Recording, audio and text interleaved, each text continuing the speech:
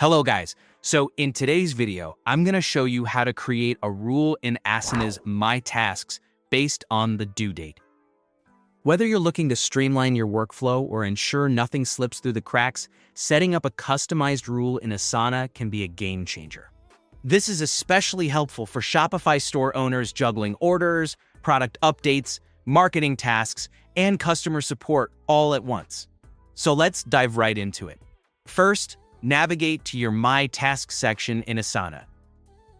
Officer of New Headquarters Tax.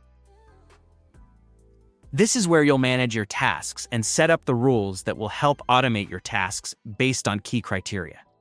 Many people use My Tasks as their daily command center, especially when working across multiple projects. Once you're in My Tasks, look over to the top right corner of your screen and you'll see a button labeled Customize. Go ahead and click on that. This is your entry point to adjust and enhance how tasks are handled in your personal task list. After clicking Customize, the next step is to focus on rules. Rules are vital in automating tasks, so you don't have to manually adjust them constantly or rely on memory. You'll find an option labeled Rules, which will help you automate actions based on specific triggers like dates, status changes, or assignments. From there, click on Add Rule.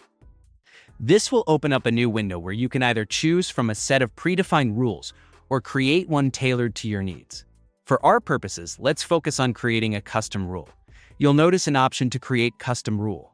Click on that and it'll open up a new panel. Here is where you can specify exactly how you want tasks to behave when certain conditions are met, giving you more control over how your workload is managed automatically. Before you dive into setting triggers and actions, there's an essential step to ensure your rule functions correctly. Look towards the top right corner again, and you'll see a gear icon. Click on the gear icon, and you'll find an option labeled Run on Subtasks. By default, this might be enabled, but for the rule we're setting up, you should disable this option. This ensures that the rules apply only to the main tasks and not to any subtasks, unless you want them to. This is useful if your subtasks already follow a different workflow or don't need the same automation. Next comes setting up the when or the trigger for your rule. Since we're focusing on due dates, you'll want to choose a trigger like due date is approaching. This trigger will alert your rule when a task's deadline is near, allowing you to automate what happens next with that task. For example, this can help you catch tasks that are about to be due so nothing gets missed during busy periods. Now it's time to decide what action should take place when your trigger condition is met. This part is labeled Due. This allows you to set the specific action you wish to automate.